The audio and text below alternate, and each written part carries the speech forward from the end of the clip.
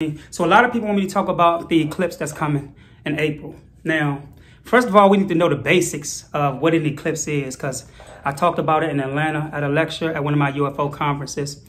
We know that ufology is not really what they claim to be. When you study ufology, you're really studying the body of certain people on the planet, or what we call a planet. What I mean by that is when they say they go into space, and they've found certain black holes and stuff like that. These are code words that they are saying that they found something in a certain people's DNA. And black hole is just a code word that they're using because the DNA has something in it called a portal that they refer to as black holes. Now, when we are studying the energetic force field of an eclipse, they have two nodes. They have a north node and a south node. The one in April is connected to the north node, which is the North Pole's circadian rhythm. So the North Pole have a circadian rhythm, which is connected to a group of beings, which we call starseeds. These group of beings are now coming in through this north node. And this north node is going to push their energy into these new stars, these binary stars, which is aligning around April. So this is why I said on my post to not give birth to your babies in hospitals in this month and for the rest of the year. Why is that? Because under these hospitals, as I've said before, you have satellites. And these satellites, what they do is when these babies are being born, right? Then the node that is connected to, this north node that is connected to, these starseeds are bringing in something that these entities that run governments can utilize and being able to buy time for themselves. But their time is up. Now, I always speak about the blood. What is in the blood? What is in the DNA? Of course, they have portals in there, but these portals are sending in things that is connected to elements that we are breathing in by way of this thing that we call a sun. And I say that we call a sun is because at one time you have to remember that the English language did not exist. So if the English language didn't exist at one time, the word sun didn't exist. So what was the perception of the people who were there at that time that these words didn't exist? Perceptions give you certain powers toward things. It can make you weak or it can make you strong. So basically perceptions can make you weak or strong, right? And so letters is playing on our perceptions. And when we look at letters and words, these are things that we have to spell out in order to have a perception of. You have to spell sun. You have to spell God. You have to spell exist. But the word spell is in there. So to spell exist, you have a spell on you to make you think that you exist. But what if you don't exist, but yet you do in a sense that it's somewhere else and it's unseen? Because then that will give you power to see yourself bigger than what you see in a mirror as an individual. Think about what I'm saying to y'all. But to get back to this eclipse, they tell y'all to not look at these eclipses, right? But certain people have discs in their eyes. Right? They have a certain type of carbon, or we call melanin. And this disc, what it does is when the eclipse sends in this new energy, this disc in your eyes uploads something into your DNA because your DNA's portal open up during an eclipse.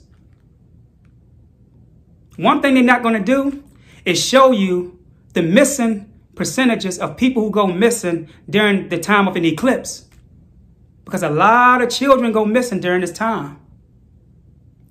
There's a reason for that. Now, what should we be doing during this eclipse? Because remember, the energies that's coming through these star seeds, right? The blood of these people, right? With the melanin in their eyes.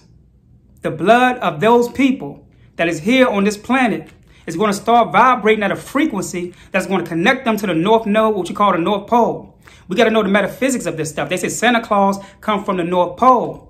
Right? Santa Claus is represented as somebody who's bringing gifts. Gifts represent knowledge or wisdom. Right?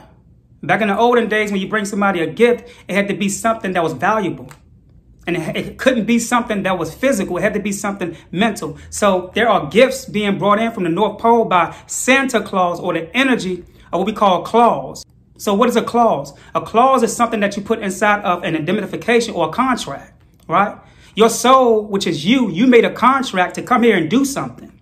So therefore, around this time, you have certain things in your DNA that's being sent back through these portals. Not just coming in, but sent back through these portals. And there are beings that's trying to intercept it and to break that clause with you and the real you inside of what we call space. I'm not talking about that dark place that we see on TV. I'm talking about space, a true place where the all exists. It's immeasurable. It's really you. So what we should be doing, right? If you're pregnant and you're not giving birth during this eclipse, you need to be standing in the soil, because the eclipse, even though it's up there, everything up there is down here. The ancestors knew that. They knew that up was already down. They knew that the soil would give birth to certain energies and frequencies. And there were gates being closed and gates being open. And there were certain people who couldn't receive what was coming out of these gates.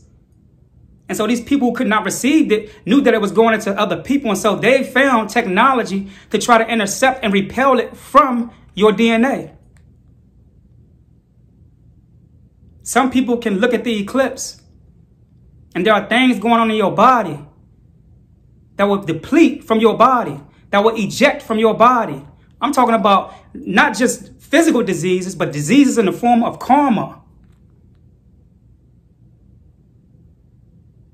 So ladies, if you're pregnant, even if you ain't giving birth during the eclipse, stand in the soil on that day. Stand in the soil. Get that energy, because there are things that is coming in and it's going to feed certain things in you that's going to help you to cross over. Because think about it, we are eating food. See, food has a lot to do with being able to do things once you leave the body, because there are things in food that they're planting in the form of parasites. And these parasites are engineered to take things out of your DNA and reconstruct it. This is why these parasites that's in your food, they have DNA as well. It's artificial DNA. So what they doing, they taking these parasites and putting it in food to extract your real DNA and give you artificial DNA, so that way when that energy come in, your body will repel it, because that energy cannot recognize the real that's supposed to be coming off of your aura. So now your aura is shutting down because of this artificial DNA from these parasites that they put in your body. So these parasites is not only giving you physical diseases, it's giving you spiritual diseases to keep you from being able to cross over. Get some mason jars. Right? Put some alkaline water in some mason jars. Go and bury it in the soil. Do this at 11 o'clock on the night of this eclipse. Bury it in the soil. It's best to bury it near a tree, because trees are taking in certain communications via frequencies of the stars during this eclipse. During the eclipse, the trees have communications and they are having ceremonial events with certain things above them. And the branches are the pages that they're writing on. The bark is the book that they're writing in. The seeds is the information. And this is why everything that comes from bark or seeds is medicine.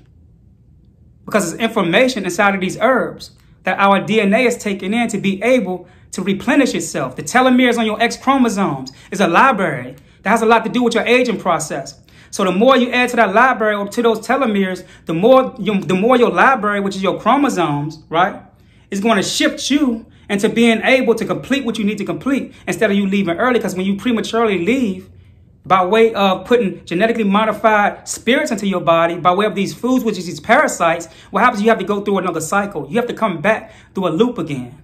And that's not good. So get you some jars, put you some water in it and bury it in the ground. The next day, right, take you some cinnamon, some Ceylon cinnamon, sprinkle it into the jar, because Ceylon cinnamon has a certain magnetism with it that correlates with the stars. When the stars shed, right, we call it stardust. It falls down into the soil and it goes down 6 feet for 24 hours. Then it comes back to the top. This is where your PQQ comes from. This is why the scientists are trying to use PQQ, right, to their advantage, because they know the benefits that it has. Look up this substance called PQQ. It's cosmic dust. When stars shed, that's what happened. So the vibration of this shed, even though the shedding is in the soil gives it remnants to be able to vibrate again, to come back to the top of the soil. So now the water that you bury inside of the soil is going to vibrate through that jar. And that sound is going to hit that water and it's going to charge it. So now what you do after that is you bring it in. Like I said, the next day, you drink that water, that cinnamon water, and watch what happens. Watch what I'm telling y'all. The unseen is more realer than that which you see. Peace.